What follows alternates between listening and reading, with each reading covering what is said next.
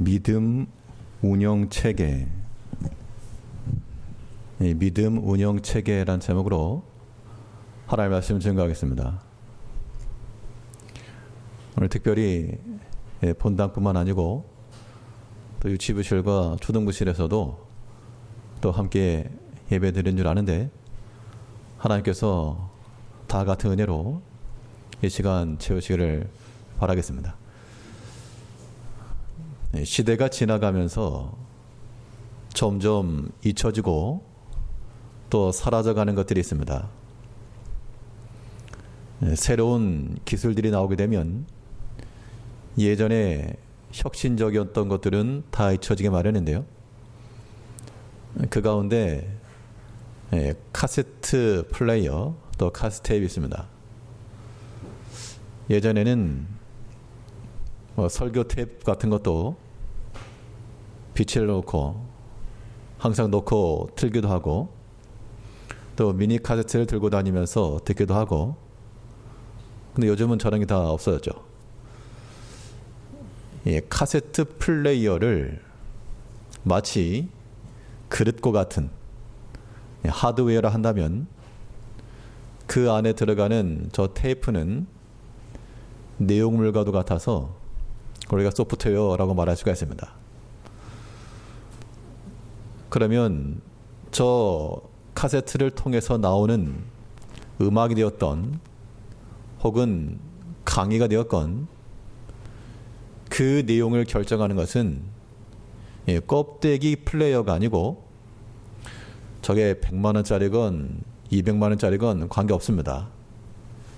중요한 것은 그 안에 들어가서 돌아가는 게 무엇인가. 음악이 돌아가면 음악이 흘러나오고,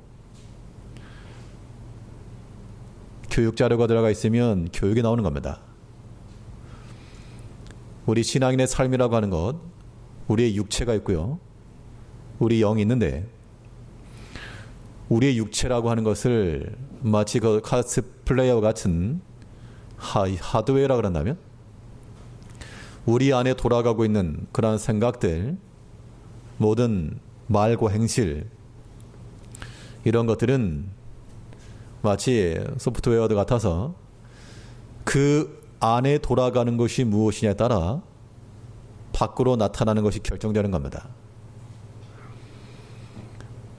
우리 신앙인들은 육으로만 사는 자들이 아니요, 반드시 영으로서 살아야 되는데, 그래서 우리는 믿음이 우리 삶을 운영하는 하나의 체계가 되고, 우리 삶 가운데는 반드시 영적인 순환들이 일어나야 됩니다. 그럴 때이라야 믿음으로 살아간다 라고 말할 수 있겠는데요. 그러면 이 믿음의 삶으로 움직이는 이러한 운영 체계들은 어떤 것이 있는가? 우리가 무엇을 통해 믿음으로 살아간다 라고 말할 수 있겠는가? 오늘 본 말씀을 통해서 살펴보도록 하겠습니다. 첫 번째 요소로, 우리가 믿음에 근거한 삶을 살아가기 위해서는 우리 안에서 성령의 주도적 권세가 나타나야 됩니다. 성령의 주도적 권세라 함은 성령께서 우리 안에서 아무런 기능도 못하는, 사람도 질병이 걸리게 되면 때에 따라서는 인지적 능력이나 활동을 하지 못하고 마치 식물과 같이 대사활동만 하는 경우를 가리켜 식물인간이라고 표현합니다. 우리가 성령에 대해서 종교적으로나, 혹은 우리가 말하고 듣고 혹은 노래하는 것 가운데 성령이라고 하는 기능이 있으나, 그 성령의 역사가 나타나지 않으면 마치 식물 성령과도 같다는 것인데, 그런 것도 우리가 지향해야 됩니다. 성령께서 식물이라는 게 아니고 우리 안에 거하시는 성령이 계시는데, 그 성령이 역사하지 못하고, 영의 역사가 없고 육으로만 살게 되면 사람이 마치 식물과도 같이 그런 대사활동만 하는 경우에 식물인간 그런 것처럼 우리가 하나님을 모시고 주 성령을 안다 그래도 그 성령의 능력과 역사가 나타나지 않으면 식물 성령과 같다는 겁니다. 오늘 본문 3장 16절에서 너희가 하나님의 성전인 것과 하나님의 성령이 너희 안에 거하시는 것을 알지 못하느냐. 성령께서 너희 안에 거하시는데 알지 못하느냐. 이 말인즉슨 성령께서 그의 능력과 역사함을 가지고 우리를 주도하지 못하게끔 우리가 도리어 성령을 포박하고 결박하여 자기의 목소리와 사람의 생각을 드러내기 때문에 지금 이 바울 사도가 권면하고 있는 이 고린도 교회가 사분 오열되었고 서로 사람의 목소리는 크나 하나님의 음성과 뜻은 들리지 않는 이러한 상태가 되었다는 겁니다. 우리가 다들 성령에 대해서 알고 있습니다. 성령 그러면 혹시라도 초신자이거나 아직 잘 모르겠습니다 라고 생각하시는 분들이 계실 수 있는데요. 성령에 대한 이해는 어떤 신비한 힘이나 능력이나 무슨 유령이나 그게 아니고 인격적인 하나님을 우리가 알아야 됩니다. 그래서 성령을 설명하는 가장 기초적이면서도 가장 완벽한 설명은 이 삼위일체 하나님과의 관계성 속에서 이해하는 것인데요. 만약 저보고 설명하라 그러면 이렇게 하겠습니다. 예수는 보이는 성령이시요 성령은 보이지 않지만 우리와 함께 하시는 예수 그리스도라.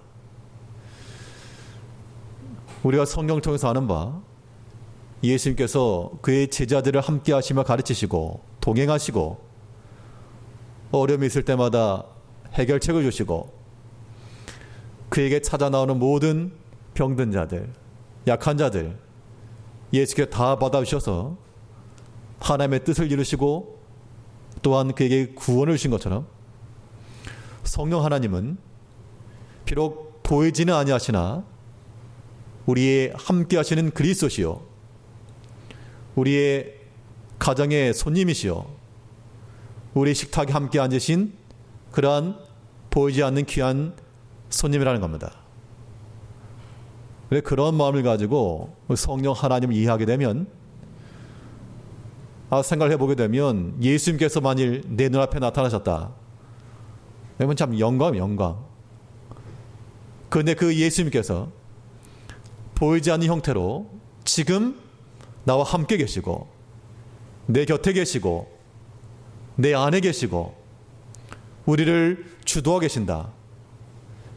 그 믿음이 우리로 하여금 믿음으로 살아가게 만드는 겁니다. 그게 성령 주도적 권세의 삶이라는 겁니다. 성령이 너희 안에 거하심을 알지 못하느냐. 우리의 영안을 열어서 나와 함께 하시는 그리스도, 나와 함께 하시는 그 하나님의 영, 하나님 우리가 인지하고 깨달아야 됩니다. 그러하면 사람의 생각 어디 갈 것이며 세상의 두려움과 소망 없음은 다 사라질 겁니다. 그런데 이 성령 하나님께서 우리 안에 거하심에도 불구하고 알지 못하고 옆에 있으나 알지 못하면 굉장히 큰 신뢰요 무례함입니다. 옆에 있음에도 불구하고 알지 못하면 어떤 일이 가능한가 하면 잘못된 말을 하기 쉽고 혹은 사람들이 하는 것처럼 험담도 할 수 있고요.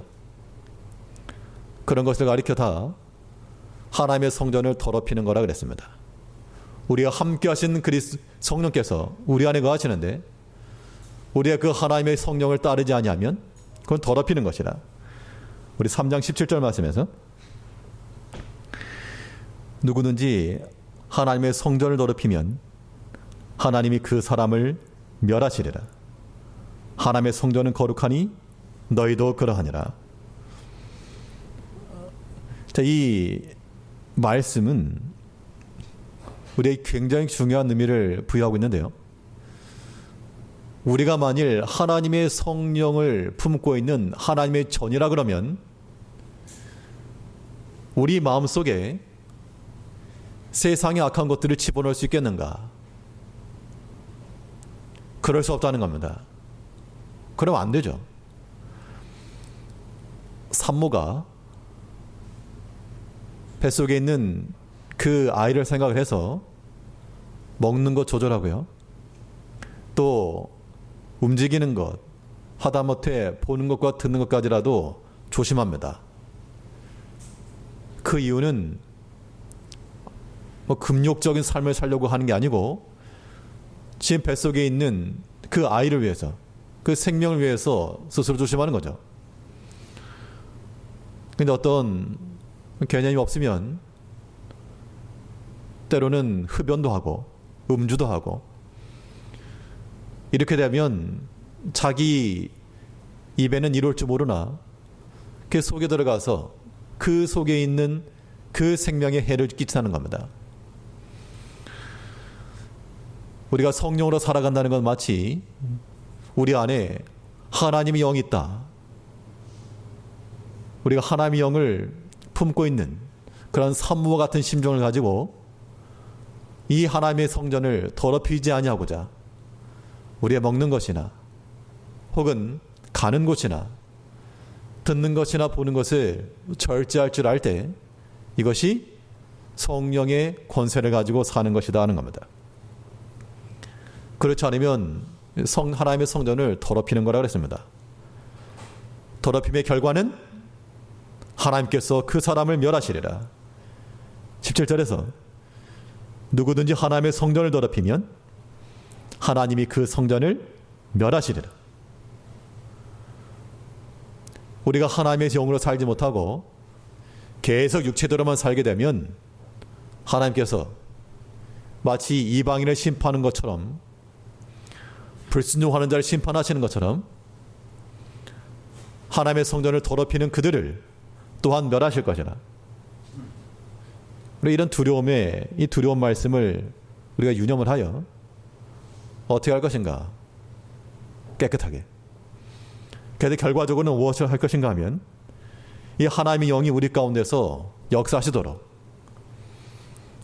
중요한 것은 우리가 하나님의 영으로 살아간다라고 하는 인식과 더불어 하나님께서 우리 안에 감동함을 주실 때 그 성령의 감동을 우리가 꺼뜨리지 말고 그대로 그때 바로 순종해 나가야 됩니다.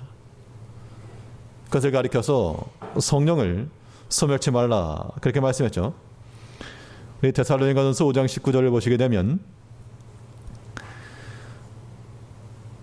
데살로니가전서 5장 19절에서 성령을 소멸치 말며 예언을 멸시치 말고 악은 모양이라도 버려라. 우리가 하나님의 성전으로 살고 하나님의 성령을 위하여 살아간다는 것, 성령께서 우리 마음 가운데 감동함 주실 때 그 성령의 감동을 소멸치 말고, 바꿔 말하면 성령을 소멸할 수 있다는 겁니다. 우리가 하나님의 말씀을 들을 때마다 혹은 묵상할 때마다 우리의 고하신 하나님의 음성이 있습니다. 그걸 세미한 음성 그렇게 말하죠. 하나님께 분명 우리 마음 가운데 지시하시는 바가 있다는 겁니다. 우리 영적인 존재들이기 때문에 인지하게 됩니다. 그때 우리는 그의 음성을 따라 순종해 나가게 되면 성령으로 살아가는 것인데, 그렇지 못하고 나서 우리가 이거를 미루거나 아니면 사람의 욕심을 따라 성령을 소멸해버리게 되면 그 또한 하나님의 성전을 더럽히게 하는 것이라. 자, 이제 우리 개개인의 삶을 돌이켜보면서 성령께서 우리 안에 거하긴 거하시는데 내 삶 가운데서 주도적 주체가 되어 이 믿음의 일을 이루게 하시는가? 아니면 내가 주인이고 성령께서는 마치 주변인이 되어서 그냥 나 필요할 때, 내 아쉬울 때, 언제 내가 부르면 콜하면 오는 그러한 종으로 여기시는가? 위치가 바뀌어야 됩니다. 성령께서 우리 중심이시고 우리가 그에 부복하는 자들이 될 때 이것이 믿음으로 살아가는 것이지, 그렇지 않으면 우리는 단지 성령으로 살지 않으면요, 그러한 사람을 가리켜 식물 성령으로 산다. 우리의 성령의 주도적 권세로 살아가기 위해서 성령의 그 감동함을 소멸치 마시고 우리 안에 모든 더러운 것과 세상에 속한 것들을 집어넣지 말고 거짓과 탐심과 인간의 숨은 속셈과 이런 걸 다 버리고 오직 성령의 나타나심을 추구해야 됩니다. 그러면 이 성령의 역사하심이 온전히 일어나게 되면 우리는 그러한 상태를 가리켜 실물 성령이라 말할 수 있겠습니다. 이 성령의 주도적 권세를 가지고 살아가고자 할 때 성령께서 우리 안에서 마치 식물 같은 상태가 아니요 실물이 되셔서 우리의 생각과 판단을 이끌어 가시기까지 우리를 내어드려야 됩니다. 우리 본문 3장 16절 말씀을 보시게 되면 너희가 하나님의 성전인 것과 하나님의 성령이 너희 안에 거하시는 것을 알지 못하느냐. 하나님의 성령이 너희 안에 계시다. 일단 여기에서 다들 동의를 하고 참으로 그러하시다. 이런 마음이 있어야 우리가 성령으로 살아가는 겁니다. 성령의 능력은 무엇입니까? 성령은 죽은 자에게도 생명을 주시고 약한 자에게는 강함을 주시고 두려워하는 자들에게는 소망을 주시는 것이 성령의 역사입니다.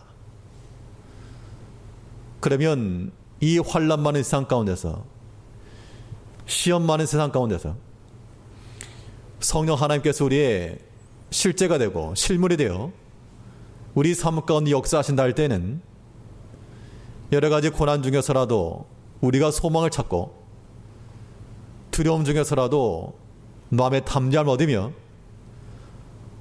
나를 도울 수 있는 길이 다 끊어져서 마치 벼랑 끝에 서 있을지라도 나를 뒤에서 받아주실 그 성령 하나님을 기대할 수 있다는 겁니다. 그것이 곧 믿음으로 운영되는 삶의 책인 겁니다. 성령 하나님께서 우리 가운데서 실물이 되어서, 실물이 된다는 얘기 무엇이겠습니까? 드러난다는 얘기죠. 마치 그림책에 있는 것이 실제로 나타난다 그러면 굉장한 것이 될 것입니다. 우리가 성령으로 산다는 것은 단지 우리 마음속에만 계시는 것이 아니고 마음속에 계시는 성령이 어떻게 해요? 나타나신 바다는 것. 실물 성령이라고 하면 우리 안에 거하시는 성령께서 실제로 나타나셔서 우리 삶의 증거가 되어야 한다는 겁니다. 이것이 우리가 모든 역량을 총집결해서 해야 될 일입니다. 고린도전서 2장 4절 말씀에서 2장 4절에서 내 말과 내 전도함이 지혜의 고난한 말로 하지 아니하고 다만 성령의 나타남과 능력을 하여. 성령께서 우리 속에 꼭 붙들려 있는 것만 아니고 그 성령께서 그의 권능을 나타내시고 이것이 우리의 믿음과 순종함을 통하여 마치 터져나오는 것처럼 감출 수 없는 재채기와도 같이 감출 수 없는 성령 능력이 우리 가운데 터져나오므로 모든 환난 중에서라도 소망을, 두려움 가운데서라도 담대함을, 낙담 가운데서라도 평안함을 우리가 가시적으로 나타낼 수 있다는 겁니다. 성령으로 인하여서. 이게 성령 주도적으로 살아가는 사람들의 삶의 특징이 되는 겁니다. 자, 그러면 우리가 추구할 바는 무엇입니까? 성령의 나타나심. 이게 실물 성령, 실물 성령.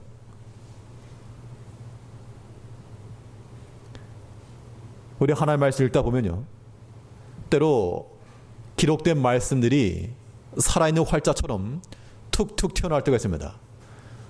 그럴 때는 우리가 소름이 끼치도록 우리가 하나님의 말씀에 큰 은혜를 받을 것인데, 성령 하나님께서 우리 안에만 거하시는 것이 아니라 이제 우리 삶 가운데 나타나신 바 되어서 우리가 하나님의 교회에서 봉사할 때도 성령의 나타나심으로 행하고, 또 사랑과의 관계성 속에서도 성령의 나타나심으로 모든 덕스러운 말과 섬기는 말과 낮아지는 겸손의 말과 이런 것들이 드러나야 한다는 겁니다.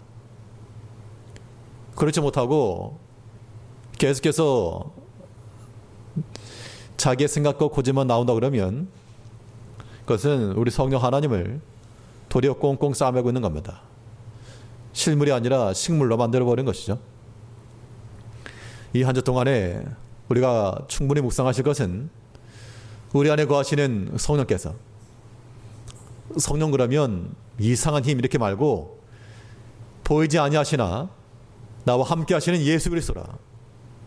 그 인격적인 하나님이라 생각을 하시고 그 하나님이 내 안에 계시니까 1차적으로는 우리의 속마음을 다스리시고, 성령 하나님께서 우리 마음을 다스리면 그 마음은 평정된 마음, 격동함을 받거나 분노하거나 다투거나 시기하거나 분쟁하는 것이 아니고 일단 그 마음 속에 평안함과 인내와 사랑이 있어야 한다는 겁니다. 성도님들 마음 속에 이런 마음이 있으면 성령께서 주인이 되셔서 주도적으로 계시는 것이고, 그렇지 못하고 뭔가 불편하고 뭔가 미움이 들고 뭔가 다툼이 일어나고 그러면 그래서 성령을 꽁꽁 묶어두고 있는 겁니다. 자기 자신을 돌아보고 1차적으로는 우리의 속마음이 하나님의 성령의 지배하심을 받고, 그리고 그 다음 단계로는 성령의 나타나심을 통해 실물 성령이 되어서 우리 모든 관계성 속에서나 우리의 개인적 삶 속에서 성령이 증가되어야 됩니다. 바울이 말한 것처럼 내 말과 전도함이 지혜의 고난을 말로 하지 않고 성령의 나타남과 능력을 했다. 그러면 구체적으로 이 바울 같은 경우는 이 전도함에 있어서 성령의 나타남으로 했다 그랬는데, 그러니까 우리는 어떻게 할 것인가? 성령의 나타남과 능력으로 행하는 것에 공통된 표지가 있는데요, 이걸 보면 성령의 나타나심이다, 실물 성령의 역사다 라고 확인할 수 있는 그 내용이 예수님을 통해서 살펴볼 수가 있습니다. 예수님께서 가장 많은 권능을 베푸셨던 고을에서 가장 큰 회개 역사가 일어나야 되겠는데 그러지 못하고 도리어 많은 사람들이 완악해지고 믿지 않았습니다. 어떻게 보면 실패죠, 실패. 그러나 그때 예수님께서 어떻게 말씀하셨는지를 보게 되면요, 누가복음 10장 21절 말씀에서, 누가복음 10장 21절에서 이때 예수께서 성령으로 기뻐하사 가라사대 감사하나이다, 옳소이다, 이렇게 된 것이 아버지의 뜻이니이다. 분명 그 상황적으로는 실패했습니다. 많은 사람들이 보고 있었거든요. 수많은 사람들이 보고 있어서 그때 많은 사람들이 돌아왔다 그러면 예수님의 평판이 더 높아졌을 것인데, 도리어 예수의 명성에 누가 될 만큼 그 사람들의 완악함을 인하여서 예수님의 능력이 나타나지 못했다는 겁니다. 그때 얼마나 낙심이 되고 내가 이러려고 여기 왔겠는가, 그런 마음이 들만도 한데, 근데 예수님께서는 성령으로 기뻐하사, 그의 성령으로 기뻐하심에 나타난 첫 번째 표지가 감사하나이다, 옳습니다. 이것이 하나님의 뜻입니다. 우리가 성령이 나타나심으로 살아간다는 것은 우리가 어떤 형편에 처했을 때라도 하나님 앞에 감사하나이다. 옳소이다. 이것이 아버지 뜻입니다. 비록 나의 원하는 것이 내게 임하지 아니했을지라도 성령이 나타나심으로 사는 사람들은 그 신앙 고백 속에서 감사하나이다. 옳소이다. 동의가 안 될지라도 예수님 따라 한번 해보시자고요. 우리 여러 가지 큰 환난과 시련이 많이 있습니다.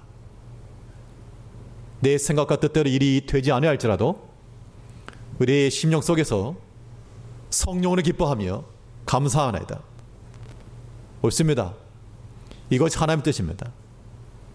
그게 온전히 순종하겠다는 뜻이죠. 이런 마음을 가지고 나가는 것이 성령의 나타나심, 실물 성령이시요 성령께서 우리 안에 소극적으로 계시는 것이 아니라 주도적 권세가 되셔서 우리를 이끌어 가시는 겁니다. 이 한 주 동안에 우리 안에 거하시는 성령께서 우리의 마음을 다스리시고 우리의 모든 믿음과 행실을 통하여 나타난 바 되어 모든 일에 감사하며 모든 일에 순종하며 모든 일에 크게 즐거워할 수 있는 성도님들 되시기 바랍니다. 둘째로, 이 믿음으로 운영되는 삶이 되려면 우리가 무엇을 구할 것인가? 하나님의 지혜를 따라야 됩니다. 자, 이 하나님의 지혜라 함은 뭐가 하나님의 지혜냐? 하나님의 지혜는 구원과 생명을 추구합니다. 그러므로 우리 모든 생각하는 것과 추구하는 것이 생명 살린 일이면 하나님의 지혜를 따르는 것이다 라고 볼 수 있습니다. 반대로 하나님의 지혜가 아닌 사람의 지혜는요, 사람의 지혜는 인간 생활 가운데서, 사회생활 가운데서 경험적 지식, 이걸 의미하지 않고 그건 얼마든지 필요합니다. 그러나 사람의 마음속에 들어있는 육신의 부패성, 죄악된 마음, 탐심, 이런 것들이 기내에서 나오는 것, 내가 어떤 수를 써서라도 이걸 이뤄내겠다, 내가 어떤 수를 써서라도 이걸 내 것으로 취하겠다, 그러한 마음을 행하는 사람이 지혜라고 하는 것은 성령을 따르는 것이 되지 못하고 구원을 위함도 아니요 살리 역사도 없다는 겁니다.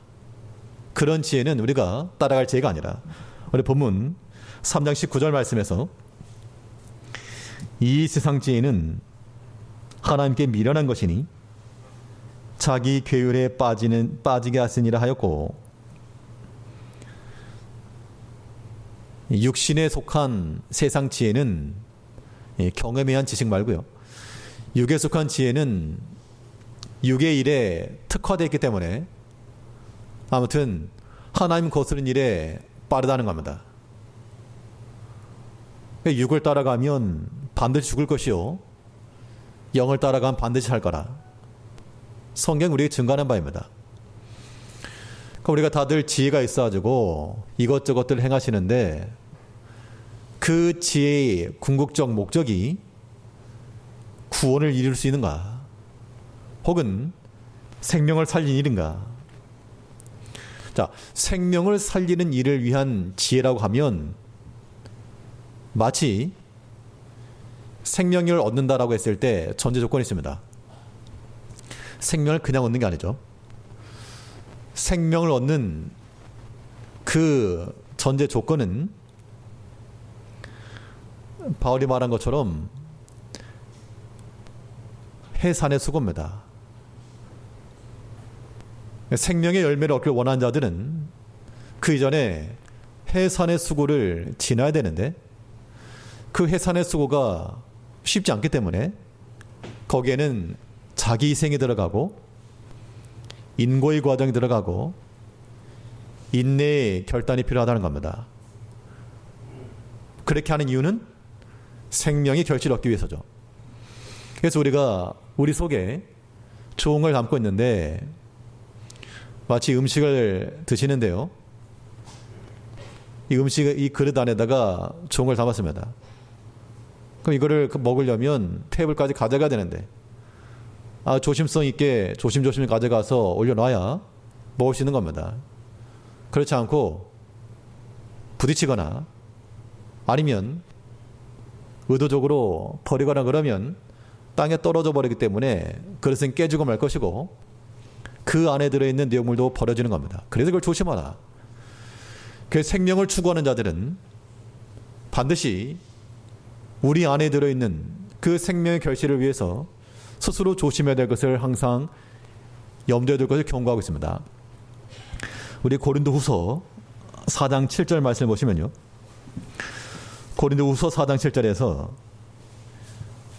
우리가 이 보배를 질그릇에 가졌으니 이는 능력의 힘이 큰 것이 하나님께 있고 우리에게 있지 아니함을 알게 하렵니다.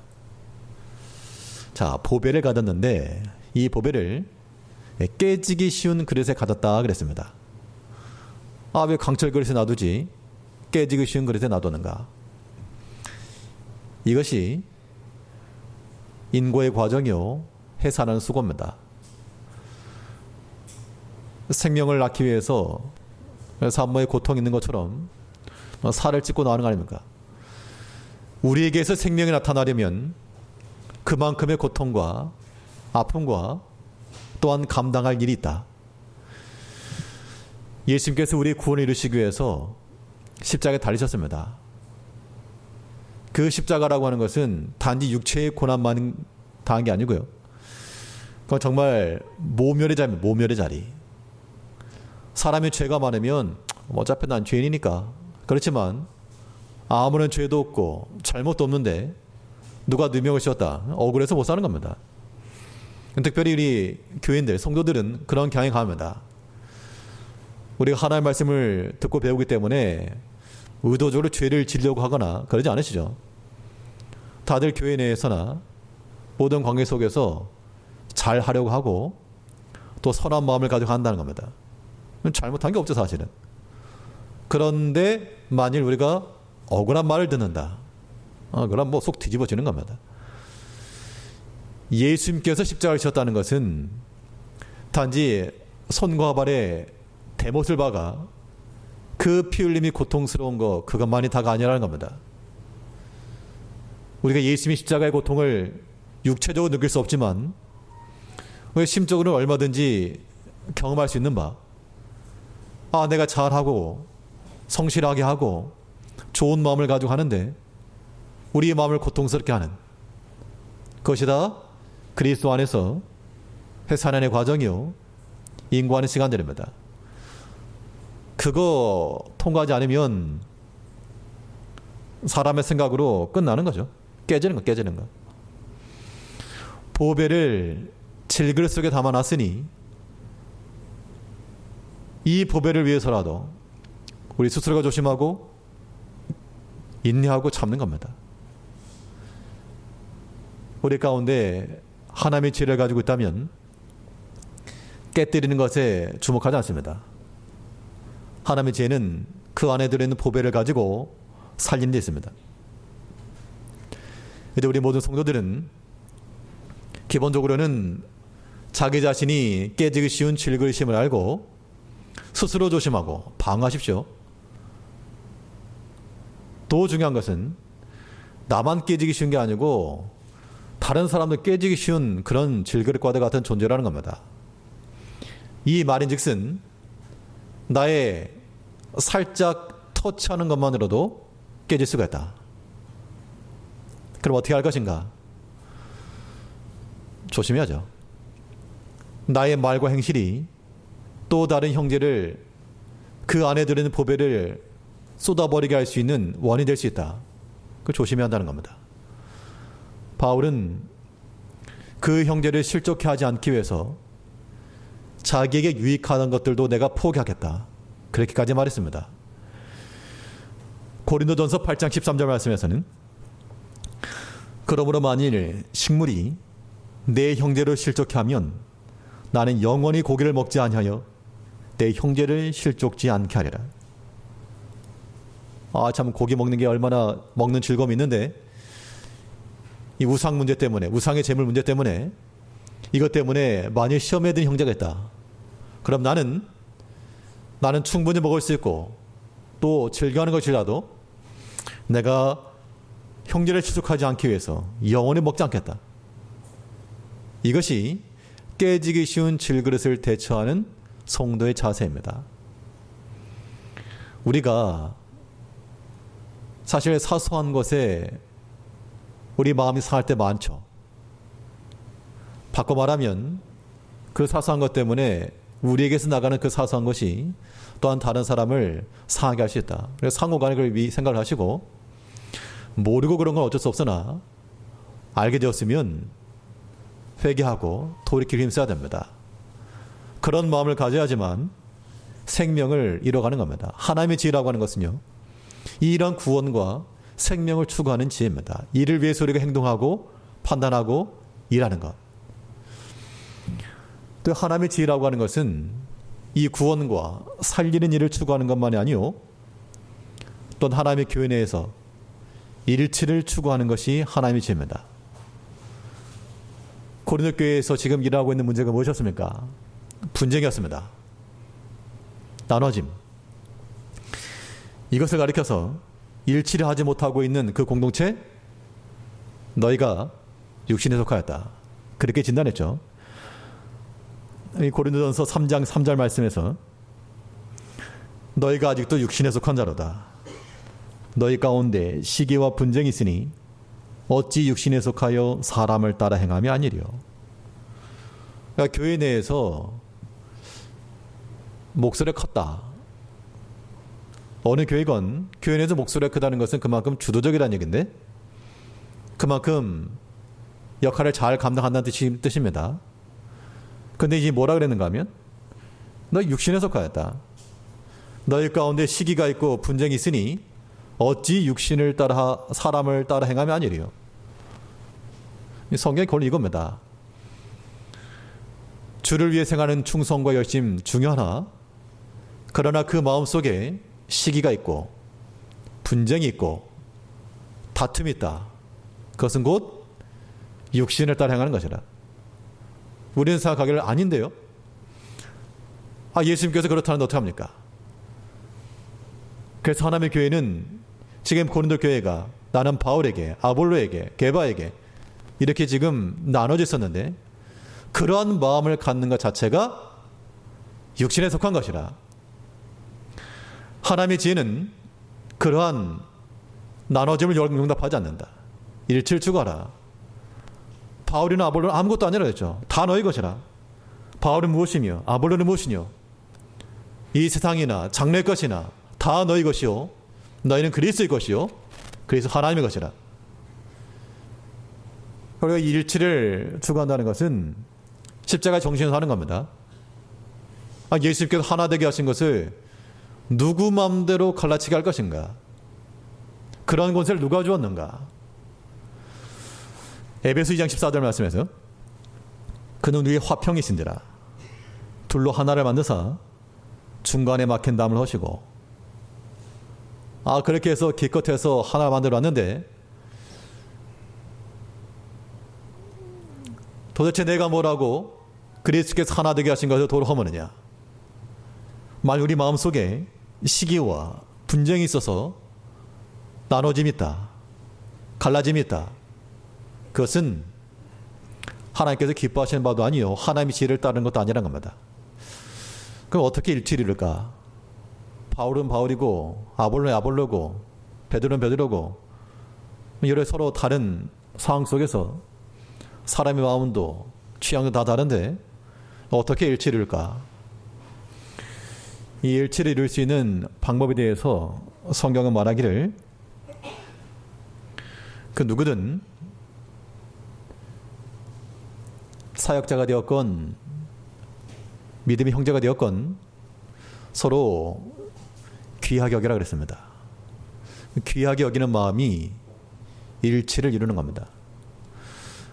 하나님의 교회도 마찬가지입니다. 우리 가운데 완벽한 사람 어디 있겠으며 다 부족한가 투성인데, 그래도 서로 귀하게 여기는 마음을 가지면 그러한 공동체는 복된 것입니다. 빌립보 2장 29절 말씀에서 이러므로 너희가 주 안에서 모든 기쁨으로 저를 영접하고 또 이와 같은 자들을 존귀 여겨라. 그러니까 교회 사역자를 보내면서 예수님이 가도 사람들이 배척을 했는데 사람이랴. 너희가 주 안에서 영접을 하고 또 그러한 자들을 귀하게 여겨라. 사람이 잘나고 똑똑해서가 아니고 주 안에서 귀하게 여겨라.